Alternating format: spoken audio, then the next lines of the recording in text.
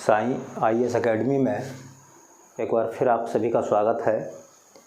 जैसा कि हमारी हिंदी की रेगुलर क्लास चल रही है, उसी का पार्ट है जिसको हम आगे बढ़ा रहे हैं, है ना। तो आप सब जो हैं वो वीडियो को आखिर तक देखें, नोट्स बनाएं, याद करें, है ना। बाकी मैं टेस्ट लेता रहता हूँ, ठीक है, तो टेस्टों को दें, ठीक। और हमारी वीडियो को ज़्यादातर शेयर करें, सब्सक्राइब करें, है ना, और लोगों तक पहुँचाएं, ठीक है। तो हमारा जो पार्ट है नेक्स्ट, हमारी बात चल रही थी शब्दों की, उसी शब्द श्रृंखला को हम लोग आगे बढ़ा रहे हैं।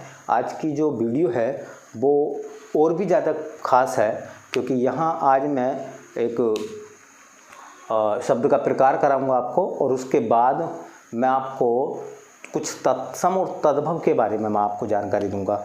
तो हम लोग करेंगे क्या, थोड़े थोड़े तत्सम और तद्भव चलाते रहेंगे, है ना, और एक एक पार्ट उन्हीं का और शब्दों के बारे में जानकारी देता रहूँगा मैं आपको। तो आप नोट्स बनाते रहिए और मेरे साथ याद करते रहिए। मेरी कोशिश ये रहेगी कि मैं आपको चीज़ों को आसानी से याद करा दूँ, मेरी कोशिश है ये, ठीक है। तो जुड़े रहिए मेरे साथ। देखिए, जो हमारा विषय है सामान्य हिंदी, तो जो हमारा विषय है वो है सामान्य हिंदी। सामान्य हिंदी, है ना, सामान्य हिंदी। सामान्य हिंदी में हमने बात करी थी शब्दों की, तो मैंने आपको डेफिनेशन बताई थी शब्द किसको कहते हैं, कई एग्जामों में पूछी गई है वो। फिर मैंने आपको कहा था कि कुछ शब्द सार्थक होते हैं, निरर्थक होते हैं, है ना। फिर मैंने बताया था कि अर्थ के आधार पर 4 प्रकार के होते हैं, एक अर्थी, अनेक अर्थी, समानार्थी और विलोम अर्थी। फिर मैंने बताया था कि उत्पत्ति के आधार पर 5 प्रकार के होते हैं, तत्सम, तद्भव, देशज, विदेशज और संकर। प्रयोग के आधार पर 2 प्रकार के थे, है ना, जिनमें से विकारी और अविकारी, ठीक। फिर उसके बाद में मैंने आपको बताया था कि रचना या बनावट के आधार पर सब 3 प्रकार के होते हैं। एक को हम कहते हैं रूढ़, फिर हम दूसरों को बोलते हैं यौगिक, और तीसरे आते हैं योग रूढ़। मैं इन सब शब्दों की आपसे चर्चा कर चुका हूँ, ठीक है। पिछली वीडियो में आप देख सकते हैं, सब मैंने आपको अच्छे से बताए हैं, ठीक है, समझ में आ गए होंगे, है ना। आज जो है देखिए, एक शब्द होता है ना, ऊनार्थक। ऊनार्थक शब्द। देखिए, मेन क्वेश्चन जो है बेटा वो इसकी डेफिनेशन से बनेगा, परिभाषा से। अगर वो एग्जाम में क्वेश्चन पूछ ले, ऊनार्थक शब्द होते हैं, 4 विकल्प आपके सामने रख दे वो, है ना। न्यूनार्थक, अधिक्यार्थक, समतुल्यार्थक, या इनमें से कोई विकल्प सही नहीं है। तो शायद अब बहुत कम बच्चे इसके बारे में उनको पता हो कि कुछ शब्द ऊनार्थक भी होते हैं, है ना। अब देखिए, मैं आपको बताता हूँ पहले, है ना, ऊनार्थक शब्द होते कौन से हैं, ठीक। तो ऊनार्थक शब्द कौन से होते हैं भैया, देखिए, अगर इस शब्द को आप तोड़ोगे, ये अर्थक है, सॉरी अर्थन नहीं है, ये अर्थक है, ठीक है। तो ऊनार्थक का संधि तोड़ोगे तो आएगा ऊन प्लस अर्थक। ऊन प्लस अर्थक, ये जो शब्द मैंने लिखा ऊन, ऊन का मतलब होता है न्यून या कम, न्यून या कम, और अर्थक का मतलब होता है अर्थ वाला। न्यून या कम और अर्थक का मतलब होता है अर्थ वाला। इसका मतलब ये हो गया कि ऐसे शब्द जो किसी भी वस्तु के अर्थ को छोटा कर देते हैं, है ना, ऐसे शब्द जो किसी वस्तु के अर्थ को या आकार को छोटा कर देते हैं या छोटा दिखाते हैं, उन शब्दों को हम ऊनार्थक शब्द कहते हैं। तो इसकी डेफिनेशन क्या बनती बेटा, परिभाषा इसकी बनती है, वे शब्द जो किसी वस्तु के किसी वस्तु के आकार को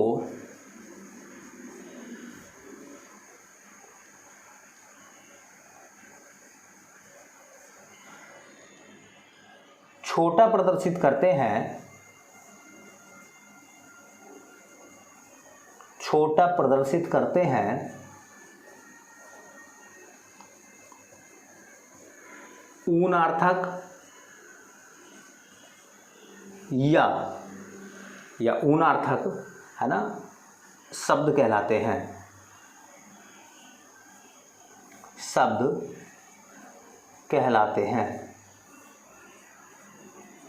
ठीक है, क्योंकि अर्थ को कैसा करते हैं बेटा, छोटा करते हैं, न्यून करते हैं, है ना। इसलिए इन शब्दों को, ये लाइन आपको याद रखनी पड़ेगी बेटा, ये लाइन बहुत मोस्ट है एग्जाम में, एग्जाम में यही पूछी जाएगी, है ना। इन्हें न्यून अर्थक भी कहा जाता है, इन्हें न्यून अर्थक शब्द भी कहा जाता है, शब्द भी कहा जाता है।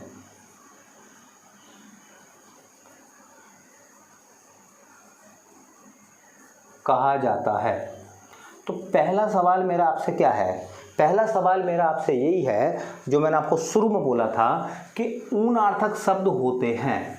4 विकल्प बना के देगा, है ना, कि ऊनार्थक शब्द कौन से होते हैं। पहला ऑप्शन न्यून अर्थक वाले, दूसरा अत्यधिक अर्थ वाले, तीसरा, है ना, तुल्य अर्थ वाले, चौथा इनमें से कोई विकल्प सही नहीं है। तो आपका जवाब होना चाहिए न्यून अर्थ वाले, है ना।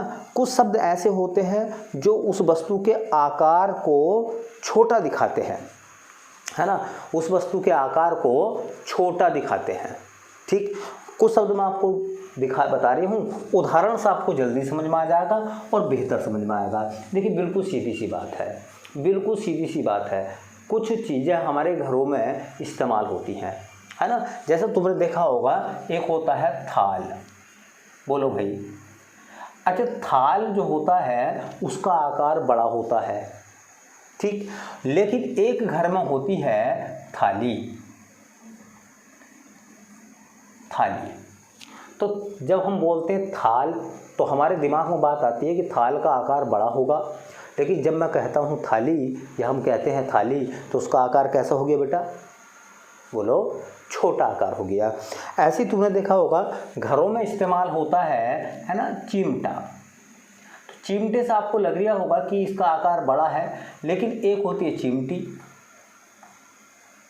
बोलो, तो बताओ चिमटा आकार में बड़ा होता है कि चिमटी। तो आप कहोगे भाई साहब आकार में चिमटा बड़ा होता है, इसका मतलब चिमटी का आकार कैसा हो गया, छोटा हो गया, नहीं हुआ। ऐसे तुमने देखा होगा हमारे दिमाग में बात आती है ना, तुमने देखा होगा ताल, ताल वही तालाब जो होता है ना उसको ताल बोलते हैं, बड़ा होता है वो। एक होती है तलैया, तलैया नहीं होती, तो तलैया का मतलब है उसका आकार छोटा हो गया और ताल का मतलब है कि उसका आकार बड़ा हो गया, है ना।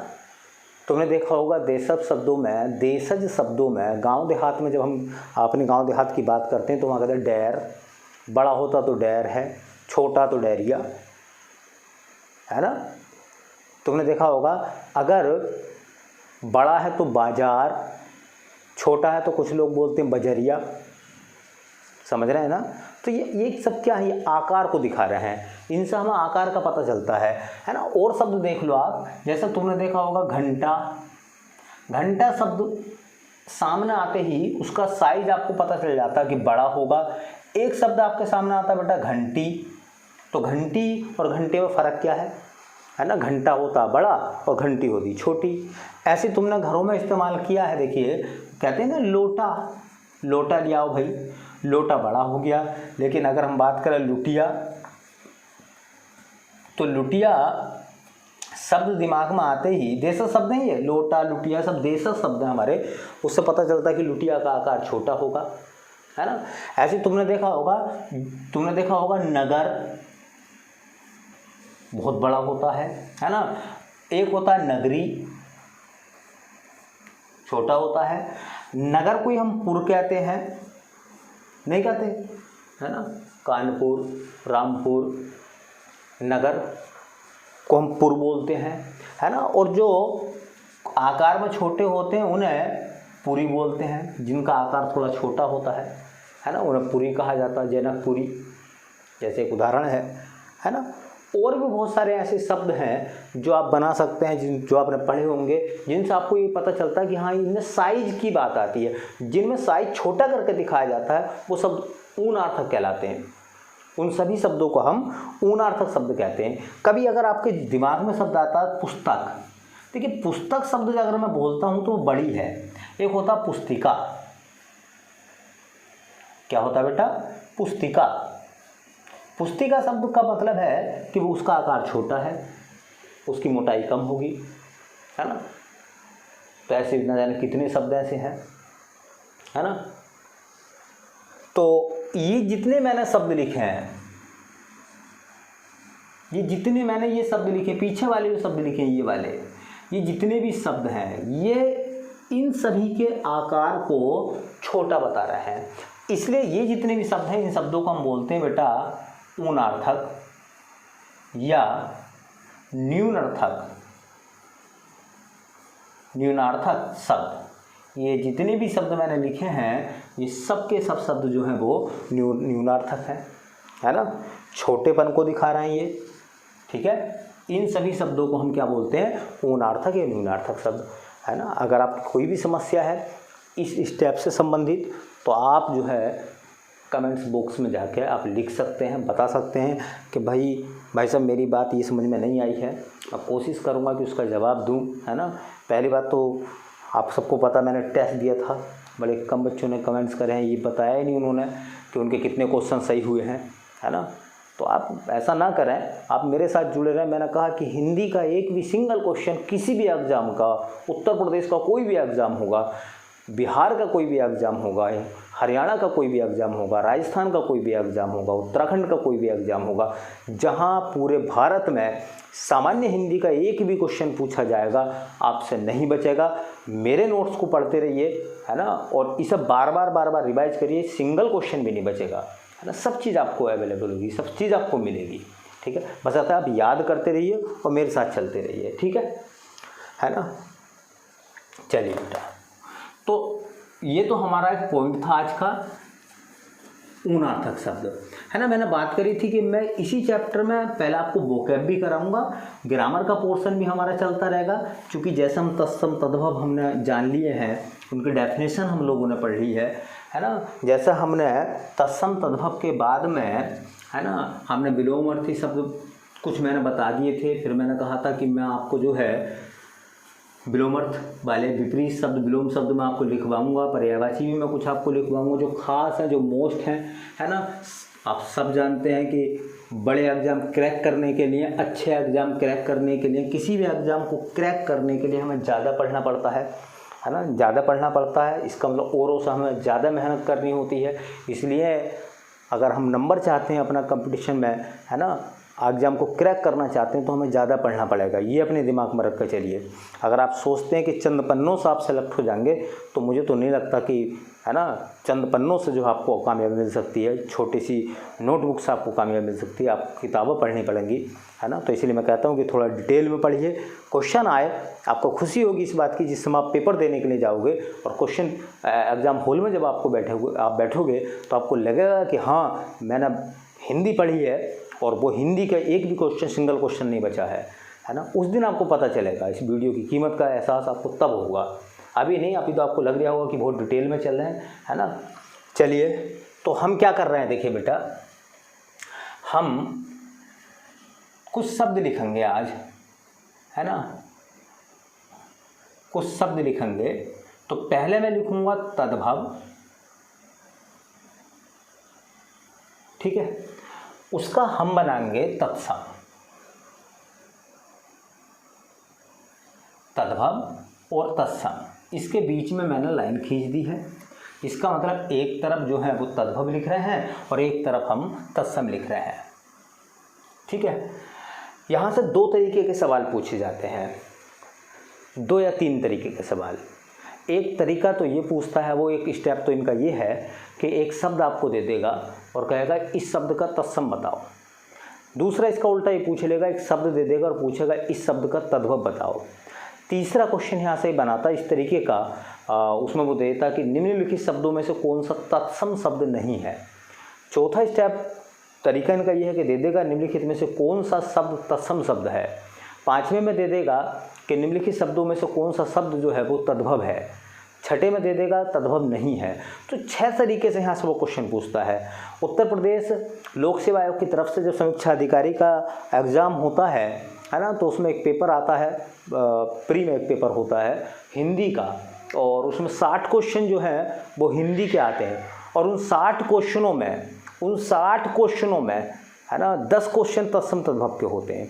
तो इससे आप अनुमान लगा सकते हैं कि तत्सम तद्भव अगर हम बड़े एग्जाम की तैयारी कर रहे हैं तो हमारे लिए कितने महत्वपूर्ण है ना। मैंने कहा था कि आप मेरे साथ चलते रहेंगे, तो कोशिश मेरी ये रहेगी कि मैं आपको हाथों हाथ याद कराता हूँ। चलो, आज जो मैं आपको तत्सम तद्भव मैं बताना जा रहा हूँ, जो मैं आपको तत्सम तद्भव बताऊँगा आज, तो उसमें क्या है, वो मानव शरीर के जो अंग हैं है ना, हम याद करेंगे अनोखे तरीके से।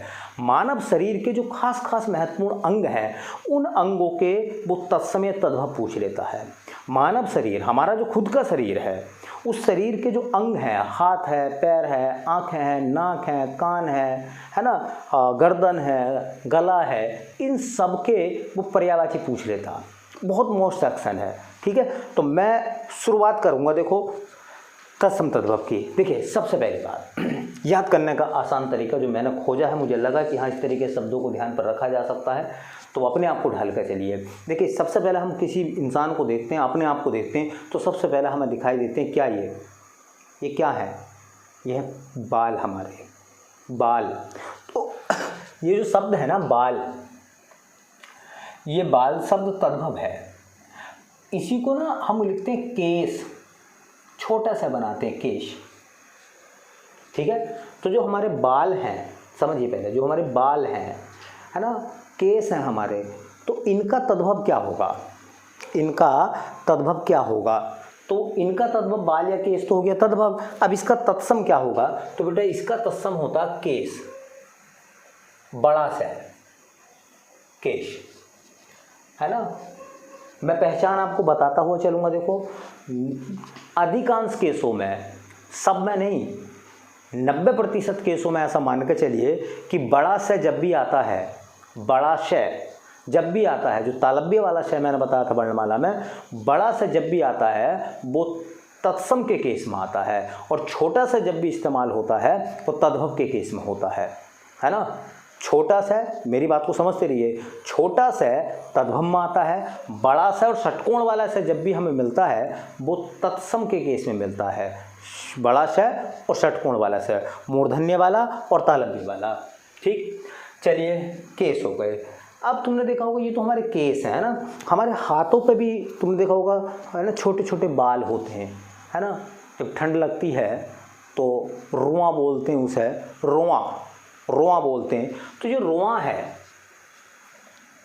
ये जो रुआं है, रुआं या रोंगटे खड़े हो गए डर के मारे, है ना। तो जो रुआं है, रुआं को हम कहते हैं रोम। क्या बोलते हैं, रोम, है ना, रोम कहा जाता है। तो इसका तत्सम जो है वो बेटा वो क्या है, वो हमारा रोम है, ठीक। अब देखिए आगे चलते हैं। हमारी जो पूरी बॉडी है, पहले उसको देख लें। हमारी जो पूरी बॉडी है, कहते नहीं बायोलॉजी में आपने पढ़ा होगा कि मानव शरीर का सबसे बड़ा अंग कौन सा है, तो मानव शरीर का सबसे बड़ा अंग है त्वचा, खाल हमारी, है ना। तो देखिए, इस खाल को जो है हम या तो बोलते हैं चमड़ा, तद्भव है चमड़ा, या फिर उसे कहते हैं चाम। तो चमड़ा है, चाम शब्द जो है वो दोनों तद्भव हैं। इसका जो तत्सम बनता वो आता है बेटा चर्म। आपने सुना भी होगा चर्म रोग विशेषज्ञ, किसी डॉक्टर के बारे में कहा जाता है ना। तो चर्म कहा जाता है। यहाँ से मैं आपको बता दूं, जैसे मैंने अभी बताया था कि बड़ा स, तालव्य वाला स, मूर्धन्य वाला स, है ना, ये दोनों स जो आते हैं, बड़ा स और षटकोण वाला स, ये हमेशा तत्सम में आते हैं। अर्धवर्ण ज़्यादातर केसों में, आधा वर्ण जैसे इसमें चर्म लिखा गया है, अर्धवर्ण ज़्यादातर केसों में तत्सम में देखने के लिए मिलता है है ना। तो मेरे साथ साथ आप इस तरीके की चीज़ों को भी आप पढ़ते रहिए, धीरे धीरे मैं आपको रट जाएंगी। जैसे मैं बोलता रहूँगा, अगर आप मेरी आवाज़ को सुनते रहेंगे भी तब भी चीज़ें आपको याद हो जाएंगी, है ना।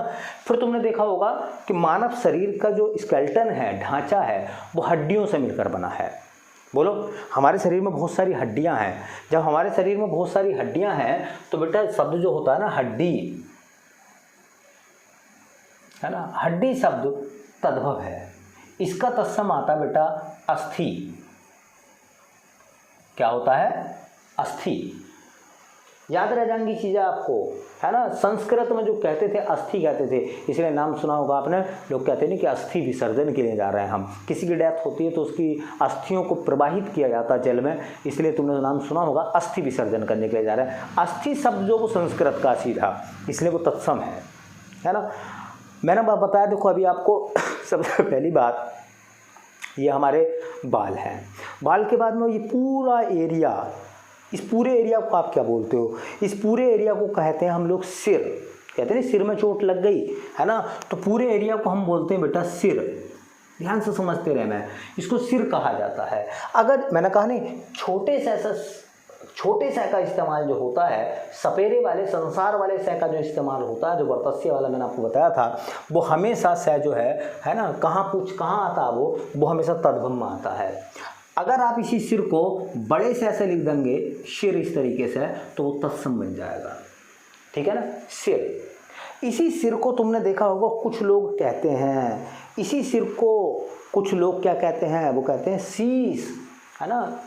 तुमने देखा होगा बड़े बड़े राजा महाराजा हुए हैं, है ना, कुछ इतिहास में वीरों के नाम आए हैं, है ना, तो उन्होंने कहा है कि उन्होंने अपने शीश को नहीं झुकने दिया, है ना। तो अगर हम बोलते हैं ना शीश शब्द, शीश, ये जो छोटे छोटे से आ रहा है ना शीश, देखो मैंने पहचान बताई थी आपको, शीश शब्द में दोनों से छोटे हैं, और छोटे से का इस्तेमाल अधिकांश तक कहाँ करते हैं हम? तद्भव के केस में करते हैं बेटा। और षटकोण वाला से और बड़े से का इस्तेमाल कहाँ करते हैं? वो तद्भव छोटे से का इस्तेमाल करते हैं, और बड़े से और षटकोण वाले से का इस्तेमाल तत्सम में करते हैं हम। तो शीश को हम लिखते हैं शीर्ष,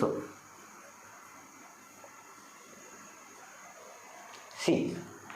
ये जो हमारा सिर हो गया, देखते रहिए, याद करने का तरीका, बाल हमने पढ़े, फिर हमने पूरा सिर पढ़ा, फिर हमने शीश पढ़ा। शीश तो मुकुट सजा हुआ होता था राजाओं के, है ना। अब बात आती इसकी, क्या है ये इतना हिस्सा क्या है ये? है, इसी हिस्से को हम बोलते हैं माथा। माथा ठनकना सुना होगा आपने, इसको बोलते हैं हम क्या? माथा। और बेटा माथे को हम बोलते हैं मस्तक। क्या बोलते हैं संस्कृत में? मस्तक। मैंने बताया ना, अर्धवर्ण ज्यादातर केसों में कहाँ मिलता है? तत्सम में। इसमें भी देखो अर्धवर्ण था, तत्सम में, इसमें भी अर्धवर्ण था, तत्सम में, इसमें भी अर्धवर्ण था, तत्सम में। लेकिन ये अपवाद है। मैंने कहा ये बात 100% सही नहीं होती, लेकिन ये 90% बात सही होती है कि अधिकांशतः अर्धवर्णों का ज़्यादातर इस्तेमाल हम तत्सम के रूप में करते हैं। याद रख लेना मेरी इन सब बातों को, है ना। ठीक है, इसी मस्तक को, इसी माथे को कुछ लोग कुछ अलग तरीके से कहते हैं। ये माथा जो है ना, इसे लिलोर कहा जाता है। लिलोर माने माथा होता है। इसी लिलोर को हम बोलते हैं ललाट। क्या बोलते हैं बेटा? ललाट। तो लिलोर शब्द जो है वो तद्भव है, और ललाट शब्द जो है वो क्या है बेटा? ललाट क्या है? वो तत्सम है ना। याद रखते हुए चलें। इस माथे के नीचे हम देखेंगे तो ये मिलेंगे, ये आंखों के ऊपर, इन्हें कहते हैं भौं। क्या बोलते हैं इन्हें? इन्हें कहते हैं बेटा भौं। या तो ऐसा मिलेगा लिखा हुआ, या ऐसा मिलेगा भौं, है बना हुआ भौं, है ना। इसको बोलते हैं भ्रू। संस्कृत में क्या बोलते हैं? देखो अर्धवर्ण आ गया, भ्रू। ये इसी को बोलते हैं हम भ्रकुटी, भ्रिकुटी। इसी को हम बोलते हैं भ्रकुटी। ठीक है, तो हम कहाँ तक आ गए? हम आ गए भौं तक। भौं के बाद में हम आगे चलें बेटा, देखो भौं के बाद में आगे चलें तद्भव और तत्सम। तद्भव और तत्सम शब्दों में भौं के आगे चलोगे तो ये मिलेंगी। क्या है ये? इसे क्या बोलते हो आप? इसे कहते हैं आँखें या आँख। आँख। तो आँख शब्द को का तत्सम जो है बेटा वो है अक्षी, है ना।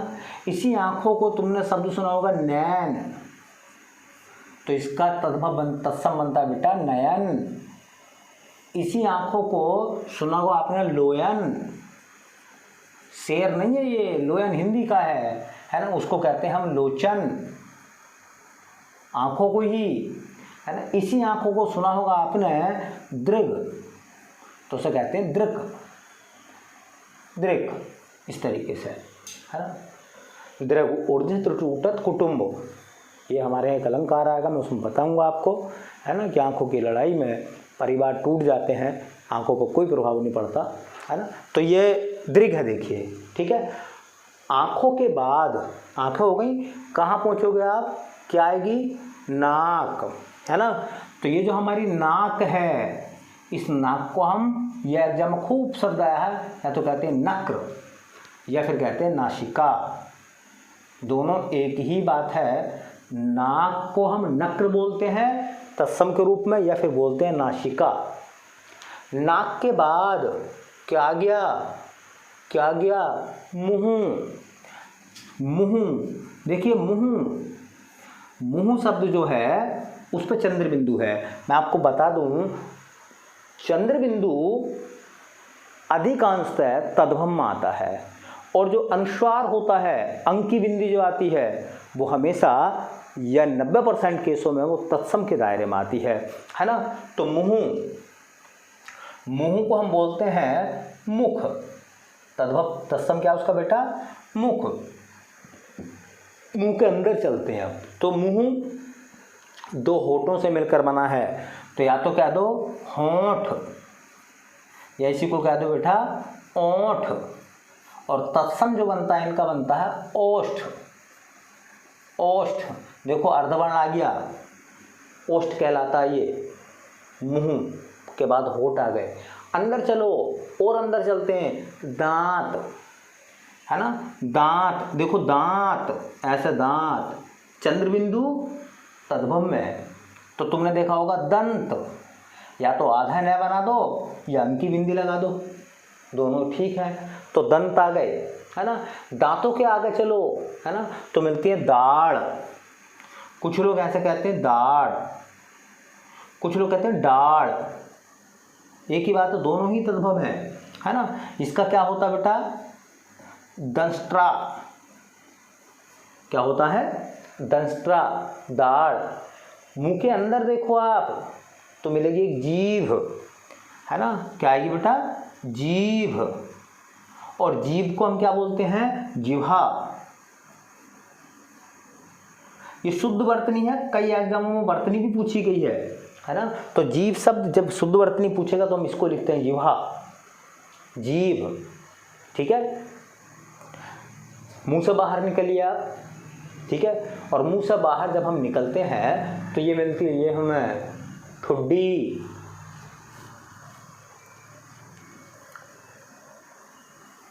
क्या मिलती है बेटा, तद्भव, और उसके बाद तत्सम,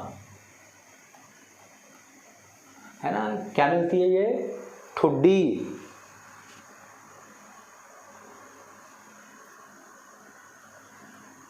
ठुड्डी को कहते हैं हम तुंड, है ना। जैसे पर्यायवाची पढ़ोगे आप, वक्रतुंड, वक्रतुंड, जिसकी ठुड्डी वक्र के रूप में है, अर्थात गणेश, वक्रतुंड पढ़ोगे आप, है ना। ठुड्डी, ठुड्डी का होता है तुंड। हमारे जो दांत है वो जबड़े में है, जबड़े, है ना। तो जबड़े में जो हमारा जबड़ा होता है ना बेटा, जबड़ा, है ना, उस जबड़े को कहते हैं जंभ। जंभ माने, है ना, जंभ। देखो जबड़ा शब्द जो है वो तद्भव है, और जंभ शब्द जो है वो तत्सम है। अंकी बिंदी आई, अनुस्वार आया है, या आधा न बनाऊं मैं, या आधा मैं बनाऊं जंबू लिखते समय, तो आप समझ जाना कि अर्धवर्णों का इस्तेमाल हम तत्सम के दायरे में करते हैं, है ना, ठीक। उसके बाद में तुमने देखा होगा कुछ लोग कहते हुए मूंड, है ना, कहते हैं लड़ाई हुई, मैंने मूंड पकड़ कर मारा, या वो मूंड पकड़ कर रोया, तो मूंड, है ना, थोबड़ा, ठीक। तो मूंड, मूंड को हम क्या बोलते हैं बेटा, मुंड। देखो अर्धवर्ण आ गया, मुंड, नरमुंडों की माला, यहाँ से काटा पूरे को मुंड बोलेंगे हम, है ना। इसी चेहरे की हम और बात कर लें तो हमारे इस चेहरे पे होते हैं कान, है ना, कान। और बेटा कान को हम बोलते हैं कर्ण। क्या बोलते हैं बेटा? कान को कहते हैं हम क्या? कान को क्या बोलते हैं? कर्ण, है ना। इसी में आप देखिए पीछे होती गर्दन, आगे होता गला। जो हमारा गला है ना, उस गले को हम बोलते हैं कंठ। लोगों को सुना होगा कहते हुए यार आवाज़ खराब हो रही है, कंठ खराब हो रहा है ना। नीलकंठ सुना होगा, नील माने नीला, कंठ माने गला। तो ये कंठ में देखो अर्धवर्ण आ रही है, कर्ण में अर्धवर्ण आ रही है, मुंड में अर्धवर्ण आ रही है, अंकी बिंदी आ रही है, तुंड में आ रही है। ये तत्सम की पहचान भी हाथों हाथ आपको हो रही है ना। पीछे होती है ना गर्दन, है ना। अगर मान लीजिए कोई व्यक्ति किसी को पीछे से पकड़ता है तो गर्दन पकड़ लिया है, वो गर्दन है। आगे से पकड़ता है तो गला है। गांव देहात की भाषा में देसा शब्द जो टैटुआ सुना होगा आपने नाम, है ना, उसका टैटुआ दबा दिया तो टैटुआ, टैटुए का मतलब वो देशज है हमारा शब्द, है ना। हाँ, वैसे उसको गला बोलते हैं हम। तो गर्दन को बोलते हैं ग्रीवा। सुना होगा आपने कपोत ग्रीवा, कबूतर जैसी गर्दन, ठीक। इसी चेहरे की हम बात करें तो इसी चेहरे में, है ना, होती नहीं मूंछ है, ठीक। तो मूंछ,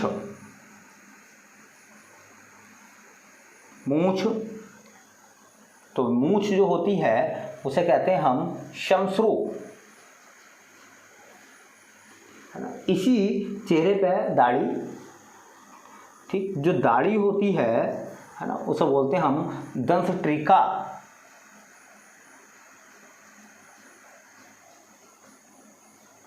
दंष्ट्रिका दाढ़ी। तो मैंने पूरे चेहरे की खास खास बात आपको बता दी। गर्दन तक आ गए, यहाँ तक आ गए। उसके बाद आते हैं हमारे क्या, कंधे, है ना। तो जो हमारा कंधा होता है, कंधा, है ना, क्या होता है हमारा जो कंधा होता है, ठीक, उस कंधे को बोलते हैं हम स्कंध। एक शब्द आएगा अपने यहाँ स्कंद भार, जिनके कंधों पर भार है उन्हीं को कहा गया है कहार। क्या बोला गया बेटा? कहार बोला गया। तो हमारे हो गई कंधे, है ना।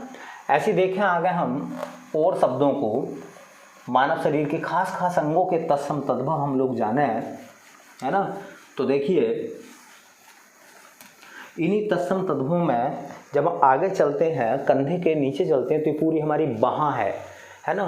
तो क्या बन जाएगी ये, जो हमारी बाहाँ है, बाहाँ, उसे कहते हैं हम बाहु, है ना। तुमने नाम सुना होगा अग्र बाहु, पश्च बाहु, आगे के पैर, पीछे के पैर, आगे के हाथ, पीछे के पैर। जब आदमी, है ना, जानवरों की भांति पैरों से और हाथों से चलता था तो ये हमारे अग्रपाद हुआ करते थे, ये पश्चपाद हुआ करते थे, है ना, ठीक है।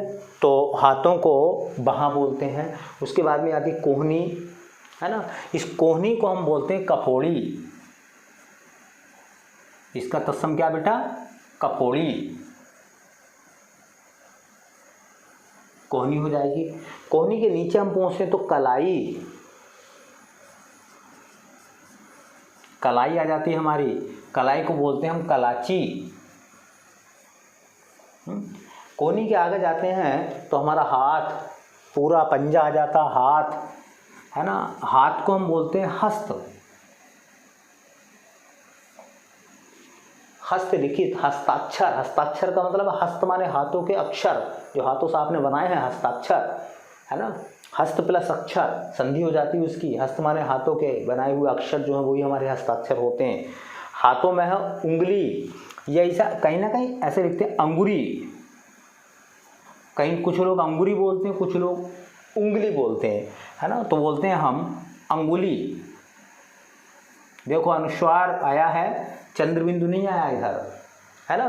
तो अनुस्वार चंद्रबिंदु आता तो तद्भव और अनुस्वार आता है तो तत्सम। उंगलियों के बीच में साथ में एक होता अंगूठा, अंगूठा, तो उसे बोलते हैं अंगुष्ठ। क्या बोलते हैं बेटा? अंगुष्ठ। इन्हीं अंगूठों में, उंगलियों में नाखून होते हैं तो नाखून,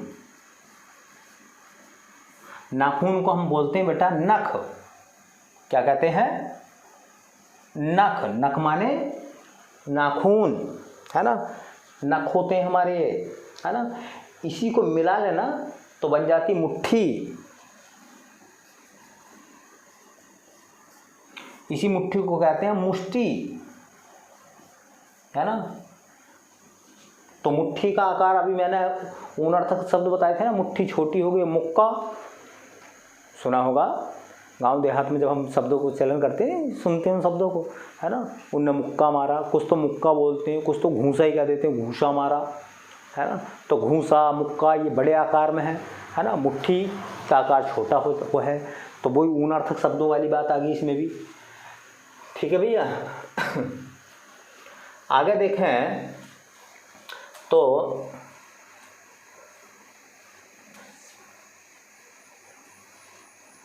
हाथ के बाद में जब हम चलते हैं, है ना, तो हमारे वक्ष में फेफड़े होते हैं, तो फेफड़ा, है ना, फेफड़े को बोलते हैं फुफ्फुस, फुफ्फुस, है ना, फुफ्फुस या धमनी, फुफ्फुस या सिरा, बायोलॉजी में आप पढ़ेंगे, ठीक है। तो फुफ्फुस बोलते हैं उन्हें हम, है ना। ये जो पीछे का हिस्सा हमारी कमर जिसको हम बोलते हैं, इसको बोलते हैं पीठ। तो पीठ को कहा जाता है बेटा पृष्ठ। क्या बोलते हैं हम? पीठ को क्या बोलते हैं? पीठ को बोलते हैं पृष्ठ, है ना, पीठ। उसके बाद देखिए हम बात करें तो जो हमारी कोख होती है, कोख, है ना, जहाँ किडनी होती है हमारी, है कोख, जहाँ किडनी होती है कोख में, भूख या कोख, उसे बोलते हैं पुच्छी। क्या बोलते हैं बेटा? कोख को हम क्या बोलते हैं? कोख को बोलते हैं पुच्छी, है ना। उसके बाद देखिए तुमने देखा होगा कुछ लोग ऐसे होते हैं, है ना, जिनका शरीर ज़्यादा बड़ा हो जाता है, पेट आगे निकल जाता है ना, थोंद बोलते हैं, तोंद बोलते हैं। तो तोंद को कहा जाता है तुंद। कहते हैं तोंद निकल गई, तुंद, है ना। किसी बच्चे को हम क्या लेते हैं? गोद में लेते हैं, तो जो हमारी गोद होती है, गोद, है ना, उसी गोद को कहा जाता है क्रोड।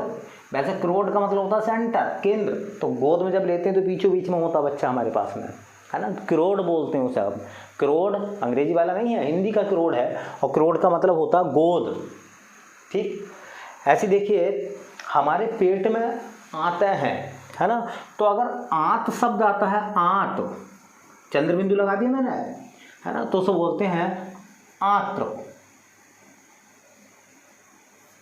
आंतरिक रस। आप पढ़ेंगे बायोलॉजी में, है ना।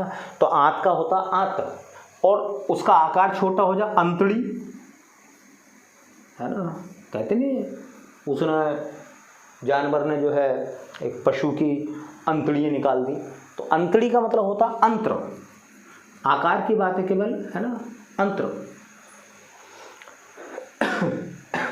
ऐसे तुमने देखा होगा हमारा एक हृदय है, बस हृदय शब्द जो है ना, जो हृदय शब्द है ना, वो हृदय शब्द तो तत्सम, उसका तद्भव है वो है हिया। हृदय का क्या है? हिया, है ना। ऐसे तुमने देखा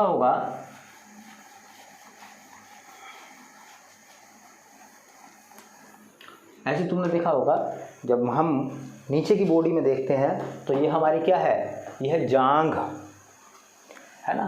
तो जांघ शब्द है, चंद्र बिंदु लगाया देखो मैंने, जांघ शब्द तद्भव है, और जंघा अनुस्वार लगा दिए देखो, वो है उसका तद्भव, है ना, जंघा, है ना। उसके बाद हम देखते हैं तो आते हैं हमारे पैर। जो पैर शब्द है ना, उनको हम बोलते हैं पाद। जैसे मैंने बताया अग्रपाद, पश्चपाद, है ना, आगे के पैर, पीछे के पैर, या पदिर, है ना। ऐसे शब्द जो होता है ना, जो होता है पग, जैसे पग डंडी सुना होगा आपने, है ना। जो पग होता है ना, उन्हें कहते हैं हम पद। कहते नहीं पद चिन्हों पर चलो, है ना, तो पद बोलते हैं हम। पैग, पग, पग जो होता है ना, पगडंडी इसी का नाम है, पगडंडी इसी से मिलकर बना है ना। तो पग का जो तत्सम है वो है पद। ऐसे पूरे पैरों को मिलाकर हम बोलते हैं चरण। देखो चरण, लेकिन उसका तत्सम आता है चरण। ये जो आप देख रहे हैं ना अनुनासिक वर्ण, सामान्यतः 90% केसों में अनुनासिक वर्ण जो आते हैं ना, अनुनासिक वर्ण मैं बोल रही हूँ 5वें अक्षर जो होते हैं, है ना, वो ज़्यादातर किस में आते हैं, वो ज़्यादातर तत्सम के दायरे में आते हैं, वो ज़्यादातर तत्सम के दायरे में पूछे जाते हैं, है ना। ऐसी अगर मान लीजिए कहीं लिखा हुआ हो, है ना, मनुज, तो होता है उसका तत्सम होता मनुष्य, है ना। कहीं लिखा हुआ हो मानस, छोटे से वाला मानस, तो वो तद्भव है और उसका तत्सम बनता है मानस, ये वाला षटकोण वाला से वाला मानस, ये बनता मानस उसका, है ना। तो मैंने आज आपको जो है, मैंने आज आपको मानव के जो अंग हैं खास खास, है ना, ज़्यादातर क्वेश्चन जहाँ से पूछा, कुक्षी कई बार एग्जाम में आया है, तो जहाँ से पूछे जाते हैं वो मैंने आपको तत्सम तद्भव करा दिए हैं, है ना। कल वाली क्लास में भी मैं आपको क्या करूँगा, है ना, कुछ तत्सम तद्भव लिखाऊंगा, मैं आपको कराऊंगा, है ना, और कुछ मैं आपको शब्द की डेफिनेशन कराऊंगा। तो एक आध शब्द की डेफिनेशन कराऊंगा और फिर मैं वोकैब का हिस्सा भी लेकर चलूँगा। तो मैं साथ साथ दोनों काम कर रहा हूँ। आप नोट्स बनाते रहिए, इन शब्दों को याद करते रहिए और मेरी वीडियो को बार बार भी देखिए और समझने की कोशिश करिए, है ना। मैंने कहा कि कोई क्वेश्चन आपसे नहीं छूटेगा, है ना। तो कोशिश करिए हमारी वीडियो को शेयर करने की, है ना, और सब्सक्राइब करने की, ताकि ज़्यादातर लोगों को ये जानकारी मिल सके, है ना। और मिलते हैं नेक्स्ट वीडियो में, तब तक के लिए धन्यवाद।